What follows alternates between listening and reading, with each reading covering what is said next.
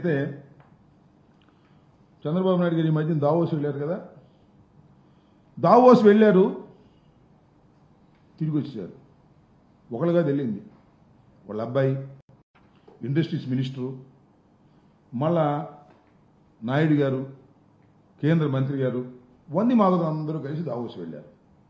Davos వెళ్ళంగానే చంద్రబాబు నాయుడు గారు చాలా సీనియర్ మోస్ట్, ఇండస్ట్రీలు అందరికీ కూడా పరిచయాలు ఉన్నాయి, ఆయన అద్భుతమైనటువంటి పెట్టుబడులు తీసుకొచ్చేస్తారు రాష్ట్రానికి అనేటువంటి ఒక ప్రచారం చేసుకున్నారు. వాళ్ళ పేపర్లో ప్రచారం చేసుకున్నారు. చివరికి 2 చేతులు ఊగించుకుంటూ వచ్చారండి. పెట్టుబడులు ఏంటి అంటే జీరో, ఎంఓఐలు జీరో, ఖర్చులు చెప్పట్లే ఇంతవరకు. నేను అడిగా మొన్న ట్విట్టర్లో, అయ్యా చంద్రబాబు నాయుడు గారు, దావోసు మీ బృందం వెళ్ళడానికి ఎన్ని కోట్ల రూపాయలు ఖర్చు పెట్టారు చెప్పండి, ఎన్ని పెట్టుబడులు తీసుకొచ్చారు? పెట్టుబడులు 0, ఖర్చు మాత్రం చెప్పరు. నేను అడుగుతా ఉన్నా, ఇవాళ సమాధానం చెప్పండి. ఎన్ని కోట్ల రూపాయలు ఇక్కడ మీరు ఖర్చు పెట్టారు వెళ్ళడానికి రావడానికి?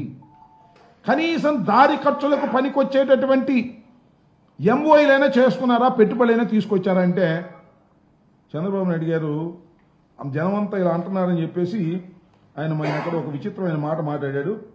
ఆ మాట మీకు చూపించాల్సినటువంటి బాధ్యత ఉందని నేను అనుకుంటా ఉన్నా. ఇగో చూడండి.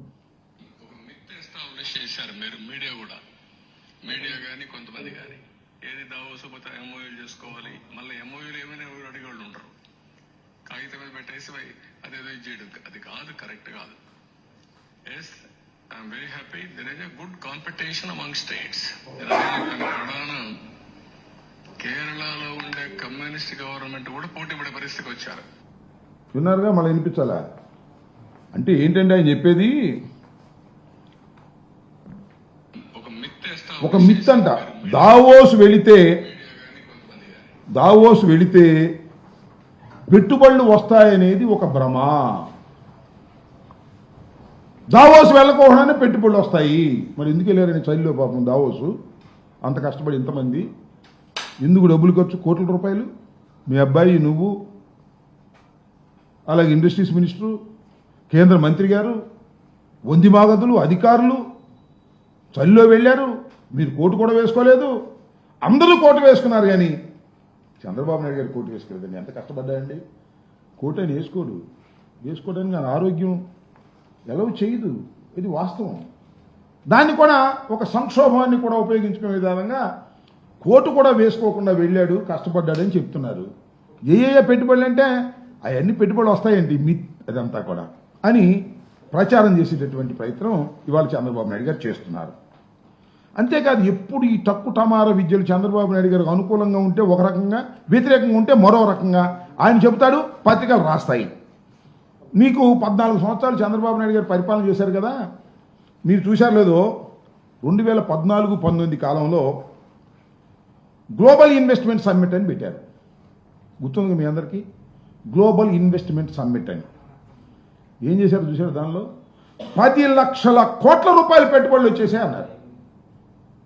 2 లక్షలు 3 లక్షలు కాదు, 10 లక్షల కోట్ల రూపాయల పెట్టుబడులు వచ్చాయి. అంటే ఆయనకున్నటువంటి ఎల్లో మీడియా ఫ్రంట్ పేజీలో అద్భుతమైనటువంటి పెట్టుబడులు రాష్ట్రానికి వచ్చేసాయి, 20 లక్షల మందికి ఉద్యోగ అవకాశాలు కల్పిస్తున్నాం అని డబ్బా మీద డబ్బా కొట్టారు. వెయ్యండి, చెప్పండి ఏమయ్యాయి? మీరు 5 సంవత్సరాలు పరిపాలన చేసినప్పుడు మీరు 10 లక్షల కోట్ల రూపాయలు గ్లోబల్ సమ్మిట్లో అనౌన్స్ చేసినవి ఎన్ని వచ్చాయో చూపించారంటే లేదు, ఒక్కటి కూడా లేదు. 328 ఒప్పందాలు ఆ రోజు పేపర్లో వేశారు. 328 ఒప్పందాలు చేసుకున్నాం, 20 లక్షల మందికి ఉద్యోగాలు వస్తున్నాయి, 10 లక్షల కోట్ల రూపాయలు గ్లోబల్ సమ్మిట్ ద్వారా తీసుకొచ్చినటువంటి ఘటన సమర్థుడు చంద్రబాబు నాయుడు గారు అని డప్పాలు కొట్టుకునేటటువంటి కార్యక్రమం చేశారు. ఇవాళ నేను అడుగుతా ఉన్నా, చంద్రబాబు నాయుడు గారు, మరి మీరు వెళ్ళి ఏమీ తీసుకురాలేదు కదా, ఏమీ తీసుకురాలేకపోతే మరి మీరు ఇవాళ ఏం చేస్తున్నారు? ఒకవేళ మేము ఒకానొక సందర్భంలో జగన్మోహన్ రెడ్డి గారు ఇలాంటి ఆర్భాటం ఏమీ లేదు, జగన్మోహన్ రెడ్డి గారు కూడా దావోస్ వెళ్ళారు. ఆయన ఉట్టుచేలతో ఊగించుకు రాలా, అది పరిస్థితులు ప్రభావమో ఆ అదృష్టమో 1,26,00,000 కోట్ల రూపాయలు 1.26 లక్షల కోట్ల రూపాయలు ఎంఓయూలు తీసుకుని పెట్టుబడులు పెట్టించేటటువంటి కార్యక్రమం దావోస్ వెళ్ళి వచ్చిన తర్వాత జగన్మోహన్ రెడ్డి గారి ప్రభుత్వంలో జరిగాయని మనం చేస్తున్నాం. టెక్ మహేంద్ర సిఇఓ గుర్నాని 200 కోట్ల రూపాయలు ఇథనాల్ ప్లాంట్ ఏర్పాటు చేసి ఉత్పత్తి కూడా ప్రారంభించడం జరిగింది. అంతేకాదు అదానీ గ్రూప్కు సంబంధించి 60,000 కోట్లతో పెట్టుబడులు వస్తే భూములు కూడా కేటాయించి గ్రీన్ ఎనర్జీకి సంబంధించినటువంటి ఇండస్ట్రీని శరవేగంగా ముందుకు తీసుకువెళ్లే కార్యక్రమాలు ఇవాళ ఆ రోజు జరిగాయి. అంతేకాదు 37,000 కోట్ల పెట్టుబడితో వచ్చిన గ్రీన్ కో కంపెనీ కర్నూలు జిల్లాలో గ్రీన్ కో కంపెనీ మొన్న కూడా చంద్రబాబు నాయుడు గారి మరి ఉప ముఖ్యమంత్రి గారు వెళ్ళారు, పవన్ కళ్యాణ్ గారు వెళ్ళి అద్భుతమైనటువంటిది ఇది అని కూడా చెప్పడం జరిగింది. ఇలా అరబిందో సంబంధించినటువంటి గ్రీన్ ఎనర్జీ 28,000 కోట్ల రూపాయలు పెట్టుబడి పెట్టింది. ఇవన్నీ కూడా జగన్మోహన్ రెడ్డి గారి టైంలో జరిగితే మాత్రం ఇవన్నీ జరగలేదు, మేము మాత్రం బ్రహ్మాండంగా చేసామని డప్పాలు కొట్టుకునేటటువంటి కార్యక్రమం చేయటం జరుగుతూ ఉంది. ఒకసారి ఎందుకో కొన్ని కారణాల వల్ల జగన్మోహన్ రెడ్డి గారు దావోస్ వెళ్ళకపోతే ఏంటండి, ఇదిగో ఈనాడు పేపర్ చూడండి, ఓషోష్ మనకెందుకు దావోసు పెట్టుబడి అవసరంలా మనకి, జగన్మోహన్ రెడ్డి గారు వెళ్ళాల్సిన అవసరంలా దావోసు ఒక్కసారి వెళ్ళకపోతేనే దావోసు ఎందుకు వెళ్ళలేదు అని ప్రశ్నల మీద ప్రశ్నలు కురిపించారు. దావోసు వెళ్ళి మీరు ఆయన ఎవరో మరి పెట్టుబడుల కోసం దావోసు వెళ్ళలేరా అని ఈనాడులో స్టేట్మెంట్ ఇచ్చారు. మీరు దావోసు వెళ్ళి ఉత్త చేతులతో తిరిగి వస్తేనేమో దావోసు వెళ్తే పెట్టుబడులు వస్తాయా అని వాళ్ళు దబాయిస్తారు. జగన్మోహన్ రెడ్డి గారు దావోసు వెళ్ళకపోతేనేమో పెట్టుబడులు మీకు అవసరం లేదా అంటారు. 2 నాలుకలు మీరేనా, మీ ధోరణేనా అని అడుగుతా ఉన్నా.